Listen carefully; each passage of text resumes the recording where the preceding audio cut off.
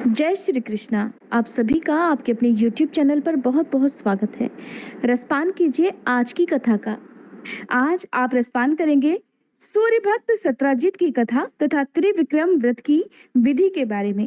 इससे पहले का अध्याय जिन्होंने नहीं सुना है आप जरूर सुनिएगा, तभी आपको आज का अध्याय समझ में आएगा।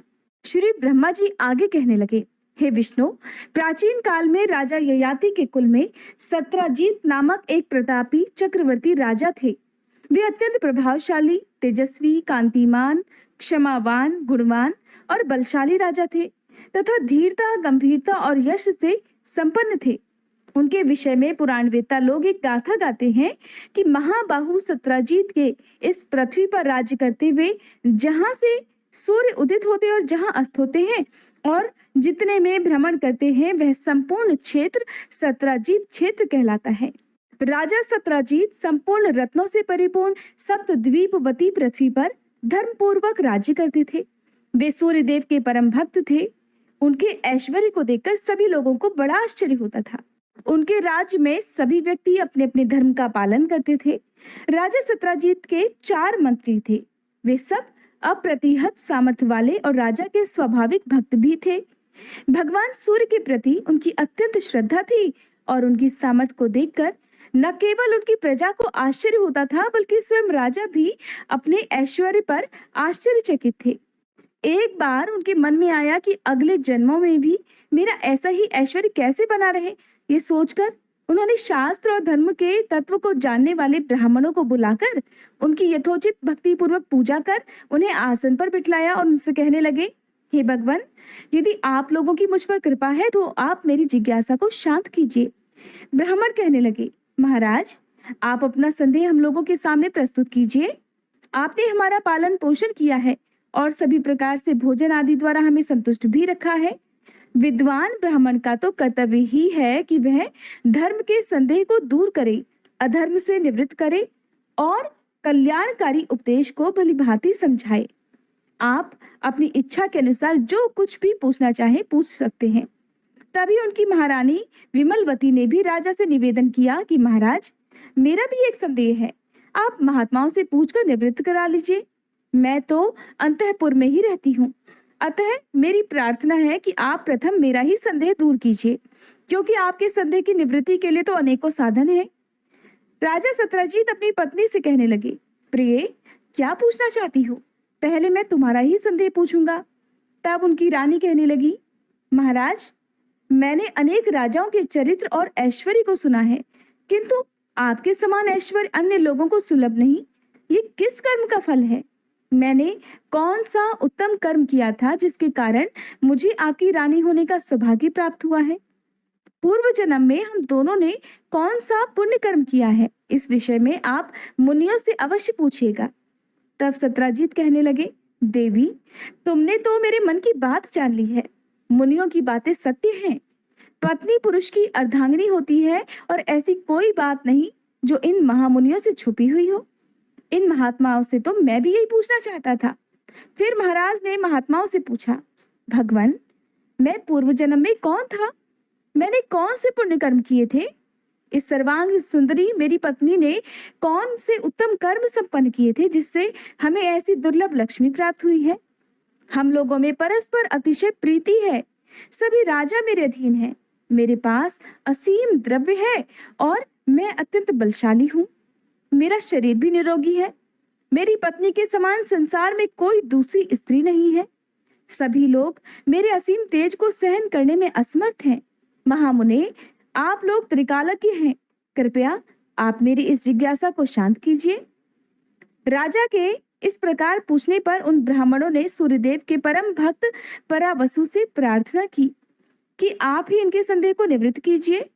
तब धर्मज्ञ ब्राह्मणों की सम्मति से महामती परावसु ने योग समाधि के द्वारा राजा और रानी के पूर्व जन्म के सभी कर्मों की जानकारी प्राप्त कर राजा से इस प्रकार कहना प्रारंभ किया। परावसु कहने लगे, महाराज, आप पूर्व जन्म में बड़े निर्दयी, हिंसक तथा कठोर हृदय के शूद्र थे। कुष्ठ रोग से पीड़ित थे। सुंदर नेत्रों वाली ये महारानी उस समय भी आपकी ही पत्नी थी। ये ऐसी पतिव्रता थी कि आपके द्वारा पीड़ित होने पर भी आपकी सेवा में निरंतर संलग्न रहती थी। परंतु आपकी अतिशय क्रूरता के कारण आपके बंधु बांधव आपसे अलग हो गए और आपने भी अपने पूर्वजों द्वारा संचित धन को नष्ट कर डाला। फिर आपने कृषि कार्य प्रारंभ किया, किंतु दैव इच्छा से वह भी व्यर्थ हो गया। आप अत्यंत दीनहीन होकर दूसरों की सेवा द्वारा अपना जीवन बिताने लगे। आपने अपनी पत्नी को छोड़ने का बहुत प्रयास किया, किंतु उसने आपका साथ कभी नहीं छोड़ा। इसके बाद आप दोनों कान्यकुब्ज देश में चले गए और भगवान सूर्य के मंदिर में सेवा करने लगे। सेवा करते करते वहां प्रतिदिन आप मंदिर का मार्जन, लेपन, जल छिड़कना आदि कार्य बड़े भक्ति भाव से करते रहे।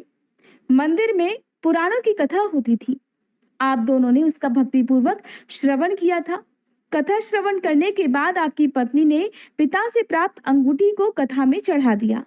आपके मन में रात दिन बस यही चिंता रहती थी कि ये मंदिर कैसे स्वच्छ बना रहे। आप दोनों बहुत दिनों तक वहां रहे। भगवान के सेवा रूपी योग कर्म में आपका मन सदा लगा रहता था। इस प्रकार आप दोनों निष्काम भाव से भगवान सूर्य की सेवा करते और जो कुछ भी मिलता उसी से अपना निर्वाह किया करते थे। गोपति भगवान सूर्य का आप नित्य चिंतन करते थे, अतः आपके सभी पाप इस सेवा से समाप्त हो गए। फिर एक समय अपनी विशाल सेना के साथ कुबलाक्ष नाम का एक राजा वहां पर आया।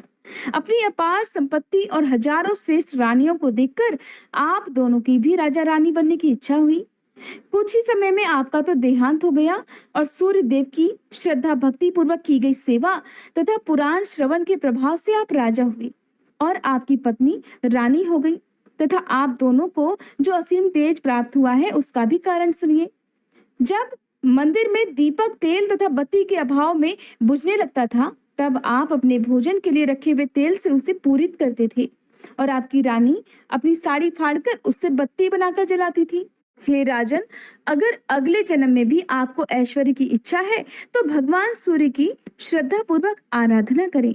गंध, पुष्प, धूप, दीप, नैवेद्य आदि जो कुछ भी आपको प्रिय हो वही आप भगवान सूर्य को अर्पित करें। उनके मंदिर में मार्जन, उपलेपन आदि कार्य करें जिससे मंदिर स्वच्छ और निर्मल रहे। उत्तम दिनों में उपवास कर रात्रि जागरण और नृत्य, गीत, वाद्यादि द्वारा महोत्सव कराएं। पुराण, इतिहास आदि की कथा श्रद्धा पूर्वक सुने तथा भगवान सूर्य की प्रसन्नता के लिए वेद पाठ कराएं। सदा निष्काम भाव से तन्मय होकर उनकी सेवा में लगे रहें। संतुष्ट होकर भगवान सूर्य अभीष्ट फल अवश्य देते हैं। वे पुष्प, नैवेद्य, रत्न, स्वर्ण आदि से उतना प्रसन्न नहीं होते जितना वे भक्ति भाव से ही प्रसन्न हो जाते हैं। यदि भक्ति भाव पूर्वक सूर्य देव की आराधना और विविध उपचारों से पूजन करेंगे तो इंद्र से भी अधिक वैभव की प्राप्ति आपको हो जाएगी। राजा सत्राजीत कहने, भगवान, इंद्रत्व की प्राप्ति या अमरत्व की प्राप्ति से जो आनंद होता है वही आनंद आपकी इस वाणी को सुनकर आज मुझे प्राप्त हुआ। अज्ञान रूपी अंधकार के लिए आपकी ये वाणी प्रदीप्त दीप के समान है। संपत्ति के बिना की संभावना से हम बहुत व्याकुल थे। आपने संपत्ति प्राप्ति के लिए मूल तत्व का आज उपदेश दिया है। इससे ये तो सिद्ध हो गया कि मुझे ये सारी संपत्ति पूर्व जन्म के सुकृत कर्म के फलस्वरूप ही प्राप्त हुई है। भक्तिमान दरिद्र भी भगवान सूर्य को प्रसन्न कर सकता है, किंतु एक ऐश्वर्यशाली धनवान भक्तिहीन होने पर उनका आशीर्वाद, उनकी कृपा कभी प्राप्त नहीं कर सकता। भगवान, आप मुझे सूर्य भगवान की आराधना के उस मार्ग को सूचित करें जिससे शीघ्र ही उनका अनुग्रह प्राप्त हो सके। तब परावसु कहने लगे, राजन, कार्तिक मास में प्रतिदिन भगवान सूर्य का पूजन कर एक ब्राह्मण को कम से कम भोजन अवश्य कराना चाहिए और स्वयं भी एक ही बार भोजन करना चाहिए। इस आराधना से बाल्यावस्था में किए गए ज्ञात अज्ञात सभी पापों से छुटकारा मिल जाता है। मार्गशीर्ष में पूर्वोक्त रीति से व्रत करने वाले स्त्री पुरुष की ब्राह्मण को मरकत मणि का दान करने से प्रौढ़ावस्था में किए गए पापों से मुक्ति हो जाती है। पौष मास में पूर्वोक्त विधि के अनुसार एक भुक्त होकर श्रद्धा पूर्वक सूर्य की आराधना करने से वृद्धावस्था में किए गए सभी पाप नष्ट हो जाते हैं। इस त्रैमासिक व्रत को श्रद्धा पूर्वक विधि विधान से करने वाले स्त्री या पुरुष सूर्य भगवान की कृपा के पात्र बन जाते हैं और हर प्रकार के पापों से मुक्त हो जाते हैं। दूसरे वर्ष इसी प्रकार त्रैमासिक व्रत करने पर सभी उपपातक निवृत्त हो जाते हैं। तीसरे वर्ष भी इस व्रत को करने पर महापाप नष्ट हो जाते हैं और मनोवांछित फल की भी प्राप्ति होती है। इस प्रकार यह व्रत 3 मास में संपन्न होता है और इसे 3 वर्ष तक करना चाहिए। सभी अवस्थाओं में आधि भौतिक, आधि दैविक तथा आध्यात्मिक पाप इसके द्वारा नष्ट हो जाते हैं। इस सर्व पाप हरता व्रत को त्रिविक्रम व्रत कहा जाता है। राजा सत्राजीत ने कहा, भगवान, व्रत का विधान तो मैंने सुन लिया, परंतु भोजन कैसे ब्राह्मण को कराना चाहिए ये भी आप कृपा पूर्वक बताइए। परावसु कहने लगे, पौराणिक ब्राह्मण को भोजन कराना चाहिए। इस प्रसंग में अरुण को सूर्यदेव ने जो निर्देश दिया था वही मैं आपको बताता हूँ, ध्यान पूर्वक सुनिए। किसी समय उदयाचल पर अरुण ने भगवान सूर्य से पूछा, महाराज, कौन कौन पुष्प, नैवेद्य, वस्त्र आदि आपको प्रिय हैं और कैसे ब्राह्मण को भोजन कराने से आप संतुष्ट होते हैं, इसे आप कृपा कर मुझे बताइए। तब भगवान सूर्य इस प्रकार कहने लगे, हे अरुण, करवीर के पुष्प, रक्त चंदन, गुग्गल का धूप, घी का दीपक और मोदक आदि नैवेद्य मुझे बहुत प्रिय हैं।